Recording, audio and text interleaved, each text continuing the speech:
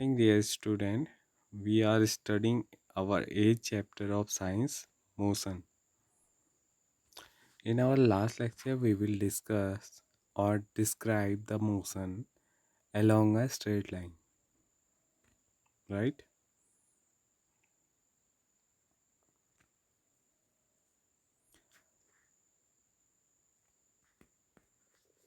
We say any object in a motion when change its position when with given respect of time in a straight line path. हम किसी भी object को तब motion में बोलते हैं जब वो क्या करता है, अपनी पोजीशन को टाइम के साथ साथ बदलते रहते हैं। जो उसकी इनिशियल स्टेट होती है रेस्ट की और या फिर मोशन की, ठीक है। और सबसे शॉर्टेस्ट डिस्टेंस जो इनिशियल और फाइनल पॉइंट के बीच में होती है उसको बोला जाता है क्या, डिस्प्लेसमेंट, ठीक है। इतना हम कल पढ़ चुके थे, आज हम इससे आगे स्टार्ट करते हैं। Can the magnitude of the displacement be equal to the distance travel by the object. क्या जो मैग्नीट्यूड है डिस्प्लेसमेंट का वो इक्वल होगा डिस्टेंस के बराबर या फिर उससे कम या ज़्यादा होगा। Consider the example given in figure 8.1 for motion of the object from O to A. A distance covered by is 60 km and the magnitude of the displacement is 60 km. दोनों में क्या है, कोई अंतर नहीं है। During the motion of the object from O to A and back to B, the distance covered, total distance जो उन्होंने कवर की है वो 85 किलोमीटर है, ठीक है। तो आपसे बोला गया कोई पर्सन O पॉइंट से चलना स्टार्ट किया और पहुंचा A में और वापस वहां से कहाँ पहुंच गया, B में, ठीक है। तो टोटल डिस्टेंस जो उसने कवर की है वो कितनी है, 0 से 60 किमी प्लस A से B तक का भी कुछ डिस्टेंस है, वो कितना है 25, और ये टोटल कितना हो गया 85 किलोमीटर। तो टोटल डिस्टेंस जो उसने कवर की है वो है 85 किमी। और अगर हम बात करें इन दोनों के बीच के डिस्प्लेसमेंट की फ्रॉम O to B, वो कितना होगा, वो होगा आपका 35 किलोमीटर। क्योंकि डिस्प्लेसमेंट क्या होती है, शॉर्टेस्ट डिस्टेंस होती है इनिशियल एंड फाइनल पोजीशन के बीच में, जो कि कितनी है 35 kilometre. Thus, the magnitude of displacement 35 km is not equal to the path length 85 km. दोनों के बीच में क्या है, डिफरेंस है। Further, we will notice that the magnitude of the displacement for a course of motion may be zero, but the corresponding distance covered by the um, covered is not zero. इसके अलावा और क्या हो सकते हैं, अगर कोई ऑब्जेक्ट, अगर हम एग्जांपल की हेल्प से समझें, ओ से चलना स्टार्ट किया, ए तक गया, फिर ए से बैक आया वापस ओ तक, तो उसकी जो टोटल डिस्टेंस उसने कवर की होगी वो कितनी होगी, 60 उसका जाना और 60 वापस आना, टोटल 120 किलोमीटर। लेकिन अगर हम बात करें यहाँ पर उसके डिस्प्लेसमेंट की, क्योंकि उसका इनिशियल पॉइंट भी ओ ही था और उसका फाइनल पॉइंट भी क्या है, ओ है, तो 0 + 0 0 किलोमीटर, उसका डिस्प्लेसमेंट क्या हो जाएगा, 0 होगा। लेकिन जो डिस्टेंस उसने ट्रेवल की है वो कभी भी 0 नहीं हो सकती, ठीक है। तो यहाँ पर यही बात को बताया गया है कि किसी भी ऑब्जेक्ट का अगर वो मोशन में है तो उसका डिस्प्लेसमेंट तो 0 हो सकता है, बट उसने जो डिस्टेंस कवर की है वो कभी भी 0 नहीं हो सकती है। If we consider the object to travel back to O, the final position concluded with the initial position and therefore the displacement is zero. ऐसी कंडीशन में जो डिस्प्लेसमेंट होगा वो क्या होगा, जीरो हो जाएगा. However, the distance covered by the journey is OA plus AO equal to कितना हो गया, 120 kilometre. Thus, two different physical quantities, the distance and the क्या displacement, are used to describe the overall motion of an object and to locate its final position where with reference of its initial position at a given time. तो ऐसे इन दो physical quantities से हम किसी भी object की final location उसकी initial location से कंपेयर कर सकते हैं. ठीक है, वो भी किसी दिए गए टाइम में. एक्टिविटी दे रखी है आपको 8.3. Take a metre scale and a long rope. दो चीज़ें आपने लेनी है. Walk from one corner of a basketball court to its opposite corner along its sides. आपने क्या करना है, जो बास्केटबॉल कोर्ट है उसके एक कॉर्नर से दूसरे कॉर्नर में आपने साइड से जाना है. Measure the distance covered by you and magnitude of the displacement. आपने क्या करना है, उनके बीच के जो डिस्टेंस है उसको भी आपने नापना है, उसे मेज़र करना है, और साथ में उनके बीच का जो डिस्प्लेसमेंट है उसको भी आपने मेज़र करना है. What difference would you notice between the two in this case. दोनों के बीच में जो डिफरेंस आपको दिखाई देगा आप उन्हें उसे बताना है. Activity. Automobiles are fitted with a device that showed the distance traveled. Such a device is known as odometer. जो डिवाइस सारे व्हीकल्स में डिस्टेंस जितनी ट्रेवल की है उसे बताती है उसे क्या बोला जाता है, ऑडोमीटर बोला जाता है. A car is driven from Bhubaneswar to New Delhi. एक कार क्या है, भुवनेश्वर से नई दिल्ली की ओर आ रही है. The difference between the final riding and the initial reading of the audiometer is 1850 km. Find the magnitude of displacement between Bhubaneswar to New Delhi by using the road map of India. Road map के द्वारा आपने क्या करना है, उनके बीच का जो displacement है उसे जानने की कोशिश करनी है. Next topic is uniform motion and non uniform motion. अब क्या होते हैं यूनिफॉर्म मोशन क्या होता है और नॉन यूनिफॉर्म मोशन क्या होता है. Consider an object moving along a straight line. कोई एक ऑब्जेक्ट को आपने कंसिडर करना है जो मूव हो रही है एक स्ट्रेट लाइन की ओर. Let it travel 5 metre in the first second, 5 meter in the next second, and 5 meter in the third second, and 5 meter in the fourth second. In the case the object cover 5 meter in each second. कोई एक object है जो 5 metre एक second में cover कर रही है और 5 मीटर नेक्स्ट सेकेंड में, 5 मीटर उसके अगले नेक्स्ट सेकेंड में. और तो वो क्या कर रही है, वो उसका जो मोशन है वो हर सेकेंड में क्या है, इक्वल है. As the object cover equal distance in equal interval of time, it is said to be uniform motion.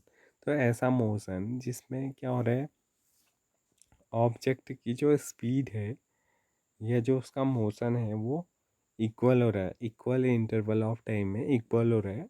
तो ऐसे मोशन को क्या बोला जाता है, यूनिफॉर्म मोशन बोला जाता है. The time interval in this motion should be small. तो इनके बीच में जो टाइम इंटरवल है वो क्या होता है, वो काफ़ी ज़्यादा कम होता है. In our day to day life we come across motions where object cover you unequal distance in equal interval of times.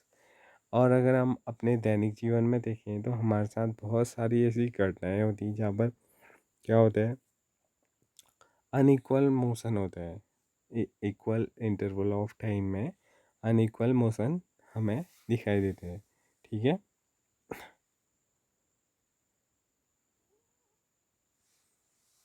For example, when a car is moving on a crowded street or a person is jogging in a park, there are some instances of non-uniform motion. अगर कोई car भीड़ भाड़ वाले इलाके में जा रही है या फिर कोई पर्सन ऐसा है जो जॉगिंग कर रहा है पार्क के अंदर, तो यहाँ पर हमें दिख सकता है कि जो उनके बीच में जो मोशन होगा वो यूनिफॉर्म मोशन नहीं होगा, क्योंकि ज़्यादा भीड़ में कभी ब्रेक ज़्यादा लगाने पड़ेंगे, स्पीड कम करनी पड़ेगी। और अगर वो बंदा कहीं खुले में बिल्कुल हाईवे में चला रहा है तो वहाँ कार की स्पीड कुछ और होगी। Activity 8.5, the data recording the motion of two different object A and B are given in table 8.1। Table 8.1 में आपको डाटा दिए गए हैं दो ऑब्जेक्ट के मोशन की। Examine them carefully and state whether the motion of the object is uniform or non-uniform। तो आपने बताना है इनमें से कौन से ऑब्जेक्ट का मोशन यूनिफॉर्म है और किस ऑब्जेक्ट का मोशन यूनिफॉर्म नहीं है। तो सबसे पहले यहाँ पर देख लेते हैं टाइम। टाइम का इंटरवल कितना है।